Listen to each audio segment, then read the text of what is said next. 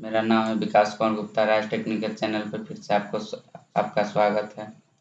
तो आज दोस्तों हम कृषि इनपुट अनुदान की तरह अपडेट के बारे में हम आपको जानकारी देने वाले हैं कि कृषि इनपुट अनुदान 33 जिलों में चालू होगा आवेदन। तो देखिए यहाँ पे अभी कृषि इनपुट अनुदान खरीद बंद कर दिया गया है, चालू होगा तो यहाँ पे चालू कर दिया जाएगा। सिर्फ अभी पेपर कटिंग के माध्यम से बताया गया है। तो चलिए दोस्तों हम पेपर कटिंग के माध्यम से पूरा जानकारी हम आपको देते हैं। तो देखिए यहाँ पे सूखा के सभी मानकों पर आपदा प्रबंधन समूह की फिर कल होगी बैठक। बैठक में आपको ये घोषणा लिया जाएगा कि किन किन जिलों में, किन किन पंचायतों में, किन किन ब्लॉकों में आपको कृषि इनपुट अनुदान का लाभ दिया जाएगा। तैयारी बिहार के किसान को कुछ और रियायत दे सकती है सरकार। यहाँ पे देखिए कुछ और किसानों को राहत मिलने वाली है। कम बारिश को देखते हुए राज्य सरकार किसानों को कुछ और रियायत दे सकती है। सूखा के सभी मानकों पर आपदा प्रबंधन समूह सीएमजी मंथन कर रहा है। इस पे सीएमजी का जो मंथन है चल रहा है। आगामी शुक्रवार को फिर से सीएमजी को बैठक होनी है। अब तक डीजल अनुदान और किसान को 16 घंटे बिजली दे रही है सरकार। डीजल अनुदान का लाभ भी ऑनलाइन हो चुका है और 16 घंटे बिजली भी प्रोवाइड करा रही है सरकार। किसानों को तत्काल सहायता के तौर पर कुछ और सुविधाओं का ऐलान कर सकती है। कुछ और सुविधा का ऐलान भी कर सकती है सरकार। वर्ष 2019 में सामान्य से कम बारिश हुई।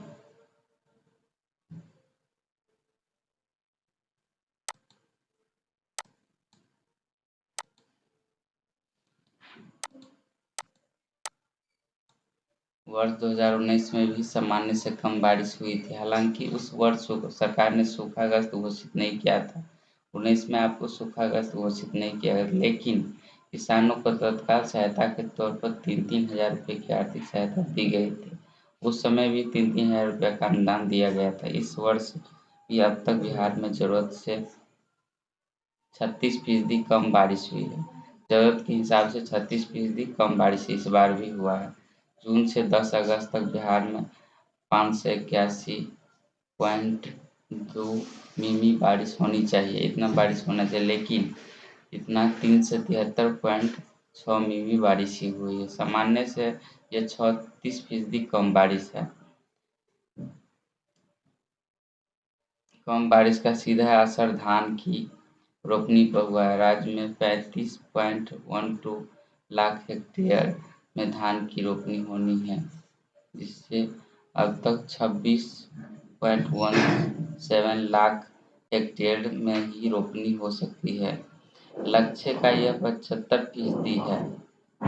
इसके अलावा राज्य के कई जिलों में भूगर्भ जलस्तर में गिरावट हुई है। सूखा के मानकों में कम बारिश रोपनी महत्वपूर्ण आंकड़ों के अनुसार जून से राज्य में कम बारिश का औसत ठीक रहा। जून में आपको बारिश लगभग ठीक हुआ है। जून में औसतन 163.3 मिमी बारिश होनी चाहिए थी। इससे यह फीसदी अधिक है, लेकिन आपको इसमें अधिक बारिश हुआ है, मिमी बारिश हुई है। लेकिन धान की रोपनी वाले महीना जुलाई में सामान्य से कम बारिश हुई है। धान का जो रोपनी का मौसम होता है वो जुलाई में होता है, तो उसमें आपको उस महीने कम बारिश हुई थी। जुलाई में 3 से 40.5 मिमी बारिश होनी चाहिए, पर 134.7 मिमी बारिश ही हुई, यानी सामान्य से 60% कम बारिश हुई। जुलाई में हुई। अगस्त से बारिश कम होने का सिलसिला जारी है। 10 अगस्त तक 77.4 मिमी बारिश होनी चाहिए, पर 66.4 मिमी बारिश ही हुई, जो सामान्य से 14% कम है।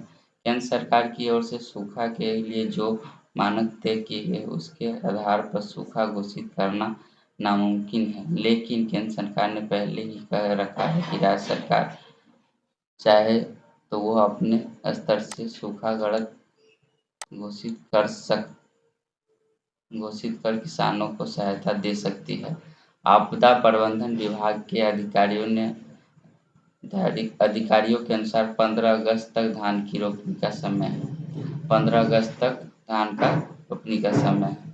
इस तिथि के बाद जिलों में रिपोर्ट ली जाएगी। विभागीय सचिवों को प्रभारी मनोनीत कर जिलों में भेजा जा सकता है। उनकी रिपोर्ट के आधार पर सरकार कुछ ठोस निर्णय लेगी।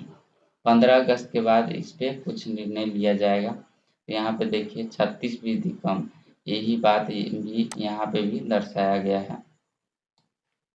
33 जिलों में आपको कम बारिश हुई। 33 जिलों में 19 से 59% के बीच कम बारिश हुई। ये जिले अरवल, औरंगाबाद, बांका, बेगूसराय, भभुआ, भोजपुर इस लिस्ट में दिया गया है। इस हिसाब से आप पेपर कटिंग के माध्यम से आप पढ़ सकते हैं। हम टेलीग्राम ग्रुप में भी ये पेपर कटिंग डाल देंगे। तो यही दोस्तों आज कृषि इनपुट अनुदान की तरफ से अपडेट जारी किया गया था। अगर कृषि इनपुट अनुदान ऑनलाइन चालू होता है तो हम स्टेप बाय स्टेप आपको वीडियो में बता देंगे।